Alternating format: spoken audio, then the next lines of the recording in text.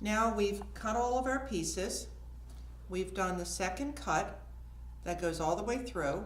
And again, if any of them sliced too far, we just took a little bit of thread and sewed them together. We have a decision to make at this point in time. There are two different types of braids. One where the back shows on the top, the other where the top shows on the top. And I'm going to show you both ways.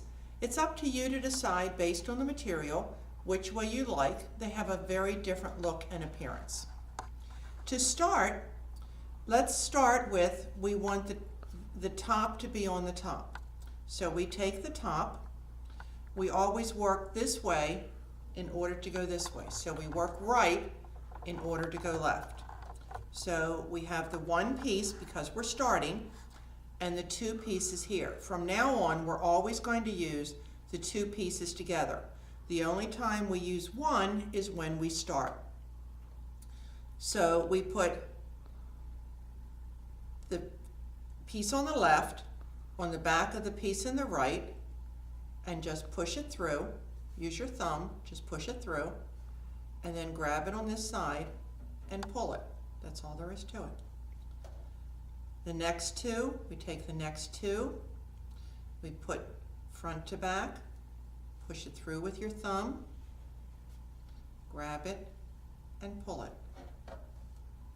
And that's all we do. Put the front to the back, push it through, pull it out. Just push it through, pull it out. I'm going to do a few of them here that you can see what this looks like. And it's very easy, just push it through, grab it, and then pull it down. And you can see the top is now on the top, and this is the braid, and this is what it looks like.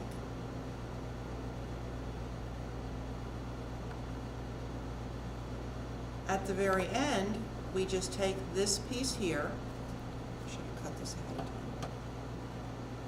So when we're all done,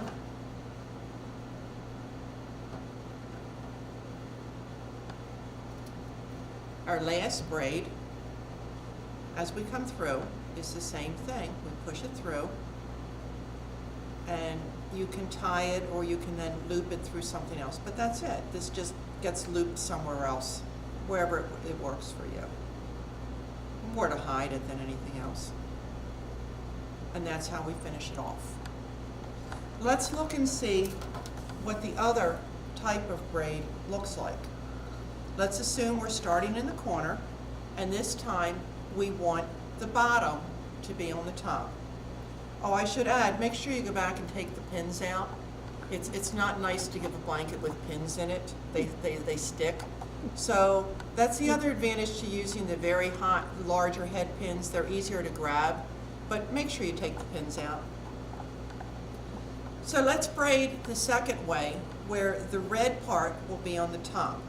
So since we want the red to be on the top, we're going to start with the red, assuming we were in the corner. Now in this case, we want the red to be with the red. We're going to take, again, the left one is going to go this time on top, not behind. We did it behind to get the blue part to come up. Now we're going to put it on top because we want it. But the same thing, we're going to push it through and pull it. So we put it on the top, push it through, and pull it. Put it on top, push it through, and pull it. Again, you're working with both of them. I'm going to do a few that you can see the difference here.